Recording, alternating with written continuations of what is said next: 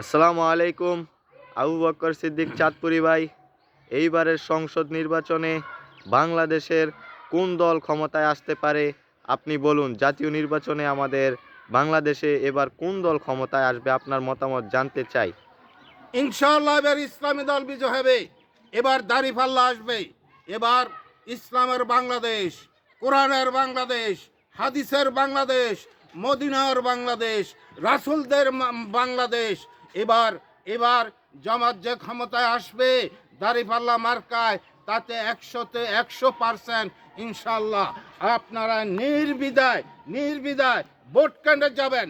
Vote কেন্দ্রে vote দিয়ে আপনারা আসবেন না, প্রয়োজনে পালাক্রমে আপনারা ভোট কেন্দ্র পাহারা দিবেন। কেউ বাড়ি আসলো খেয়ে দিয়ে আবার চলে যাবেন। ভোটের রেজাল্ট না পাওয়া পর্যন্ত কেউ আসবেন না। আমরা বাংলার জমিনে ইসলামকে এবার বিজয়ী করে ছাড়ব। তার কি প্রমাণ আপনারা চান? হাজার হাজার লক্ষ লক্ষ প্রমাণ আছে।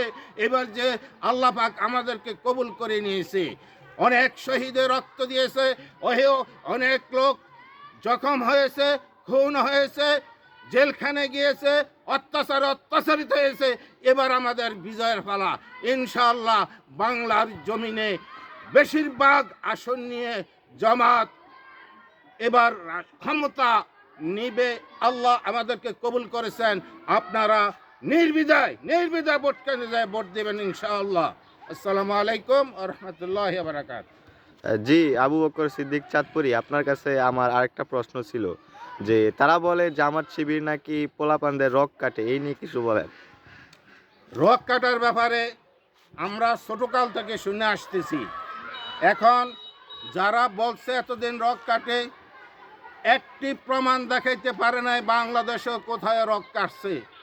কোনো অন্যায় করছে এই শিবির, এই জামাত কোনো অপরাধ করছে, কোনো খুন করছে, রাহাজানি করছে, হত্যা করছে, দর্শন করছে, চাঁদাবাজি করছে? বাংলার জমিনে একটি প্রমাণও তারা দিতে পারে নাই। সুতরাং এটা মিথ্যা অপবাদ।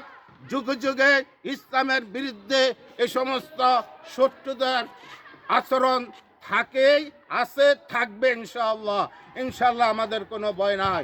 আমরা ইসলামের বিজয় পতাকা নিয়ে এবার সামনে এগোবো। আসসালামু আলাইকুম ওয়া রাহমাতুল্লাহি ওয়া বারাকাতুহু।